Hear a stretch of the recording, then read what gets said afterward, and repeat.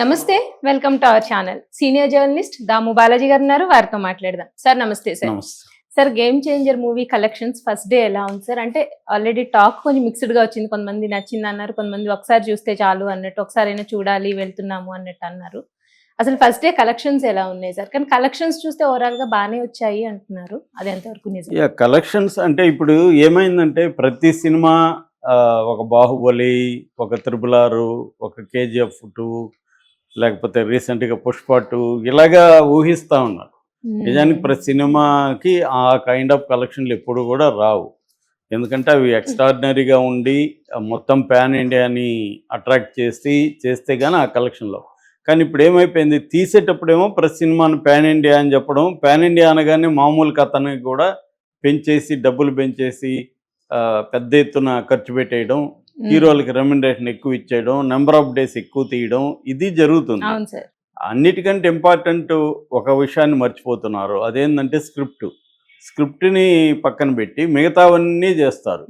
ఇక్కడ ప్రాబ్లం వస్తుంది. అందుకని ఇప్పుడు ఇది కూడా గేమ్ చేంజర్ పరిస్థితి ఏంటి, గేమ్ చేంజర్కి కూడా కరెక్ట్గా వాళ్ళు ఫిగర్ చెప్పలేదు, కానీ ఒక పాటలకే 5 పాటలకి 75 కోట్లు ఖర్చు పెట్టామని దిల్ రాజు ప్రకటించాడు.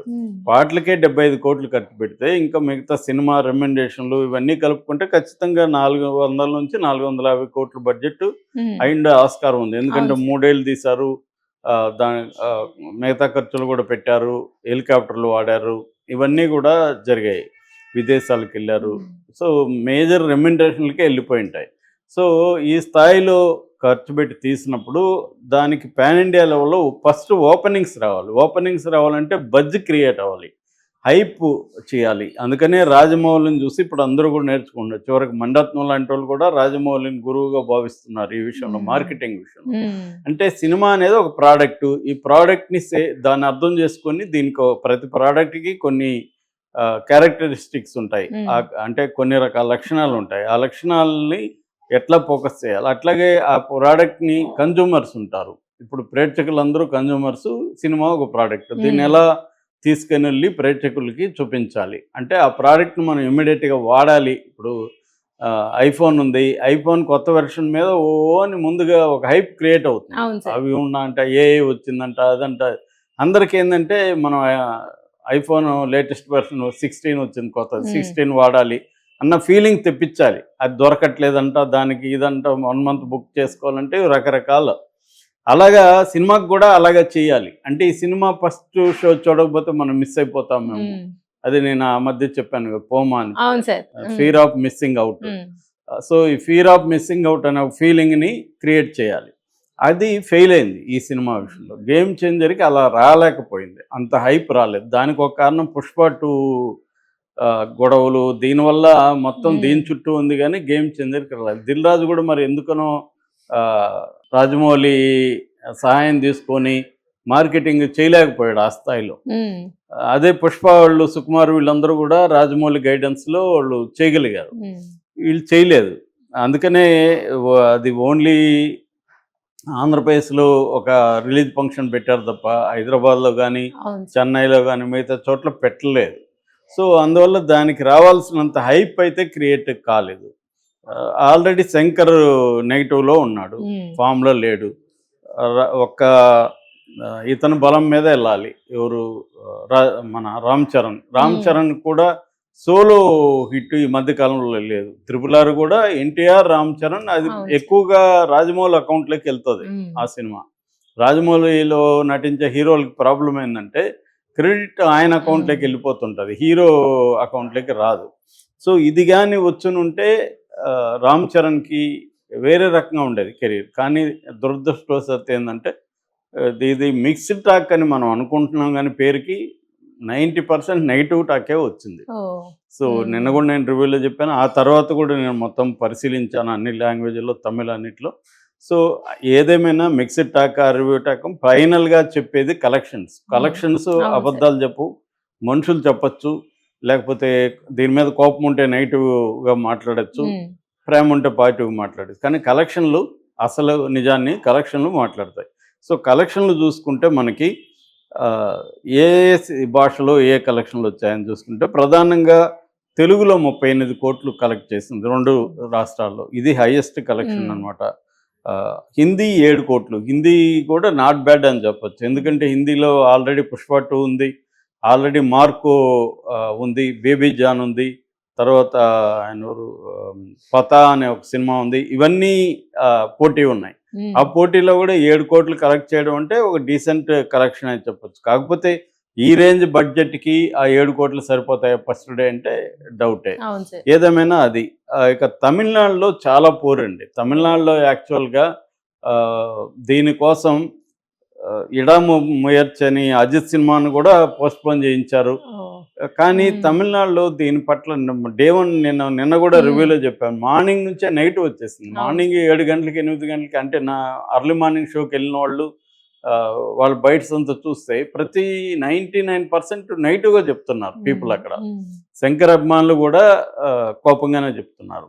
సో అందువల్ల 2 కోట్లు మాత్రం తమిళ్లో కలెక్ట్ చేసింది. ఓవరాల్గా ఇది ఇప్పటి వరకు నిన్న హిందుస్థాన్ టైమ్స్ ప్రకారం 47 కోట్ల 13 లక్షలు మాత్రమే ఫస్ట్ డే కలెక్ట్ చేసింది. వేరాజ్ మనం పుష్ప 2 చూసుకుంటే దాదాపు 300 కోట్లకి వెళ్ళింది. 294 కోట్లు ఫస్ట్ డే కలెక్ట్ చేస్తే పుష్ప 2, ఇదేమో 37 కోట్లు కలెక్ట్. అంటే దాంతో కంపేర్ చేయకూడదు ఇది. అందుకనే నేను ఈ ఉపోద్ఘాతం అంత ఎందుకు చెప్పాను అంటే, ఒక సినిమాని మనం ఎలా ఎక్స్పెక్ట్ చేస్తున్నాం అంటే బడ్జెట్. ఇక్కడ ఏంటంటే ఇప్పుడు ఓవరాల్గా నిన్న ఆక్యుపెన్సీ రేట్ చూస్తే మార్నింగ్ షోకి 55.82% అంటే 56 వేసుకున్నారు. అప్పుడు 56% ఓవరాల్గా మార్నింగ్ ఆక్యుపెన్సీ, థియేటర్లో ఆక్యుపెన్సీ రేటు 56% రేట్ ఉంది. ఇట్ ఈస్ ఏ డీసెంట్, ఇది మామూలుగా అయితే. కాకపోతే మనం ఎక్కువగా ఉండాలి కదా అనుకుంటే అంత లేదు, హౌస్ఫుల్లు అలా లేవు. మ్యాటినీకి వచ్చేసరికి అది తగ్గిపోయిందండి. 56 నుంచి 39కి పడిపోయింది మ్యాటినీకి వచ్చేది. మళ్ళీ ఫస్ట్ షోకి కొద్దిగా పికప్ అయింది, 50% వచ్చింది ఫస్ట్ షోకి. ఏదేమైనా ఇది యావరేజ్లో పూర్ కలెక్షన్లు అని చెప్పచ్చు. ఇక బిజినెస్ కానీ తీసుకుంటే మనం అసలు ఈ సినిమా ఎంత బిజినెస్ అయింది, ఎంత డబ్బులు రావాలి, ఫస్ట్ డేని బట్టి డబ్బులు వస్తాయా రావా అనేది మనం అంచనా వేయచ్చు. బిజినెస్ పరంగా చూసుకుంటే తెలుగులో ఇది 122 కోట్లు బిజినెస్ అయిందని చెప్తున్నారు 2 భాషల్లో. కర్ణాటకలో 14 crores, తమిళనాడులో 15 crores, కేరళలో 2 crores, హిందీలో 42 crores, ఓవర్సీస్ 25 కోట్లు. ఓవరాల్గా 220 కోట్లు గేమ్ చేంజర్ బిజినెస్ అయింది వరల్డ్ వైడ్గా, థియేట్రికల్ బిజినెస్. ఇప్పుడు ఈ 220 కోట్లు రావాలంటే గ్రాస్ 450 కోట్లు కలెక్ట్ చేయాలి. గ్రాసు షేరు 225 కోట్లు. గ్రాసుకి షేర్కి ఉన్న తేడా ఏంటంటే, గ్రాస్ అంటే ఓవరాల్గా వచ్చే కలెక్షన్, షేర్ అంటే ఎగ్జిబిటర్లకి డిస్ట్రిబ్యూటర్లకి ఇవన్నీ పోగా, ట్యాక్స్లు ఇవన్నీ పోగా ప్రొడ్యూసర్కి వచ్చే నికర అమౌంట్ షేర్ అనమాట. ఆ షేరు 225 కోట్లు వస్తే ఈ బ్రేక్ ఈవెన్ వస్తుంది. అంటే కొన్న వాళ్ళకి అందరికీ లాభం వస్తుంది, కనీసం వాళ్ళు పెట్టింది వస్తుంది. ఇది ఇంత వస్తుందా అంటే ట్రేడ్ పండితులు చెప్తున్న దాని ప్రకారం వచ్చే పరిస్థితి కనబడలేదు. అంటే ఓపెనింగ్ని బట్టే మనకు అర్థమవుతుంది. కొన్ని సినిమాలు ఓపెనింగ్ పూరుగుండి మెల్లగా పికప్ అవుతాయి, కానీ ఇది అలా అవుతుందా అనేది చెప్పట్లేం.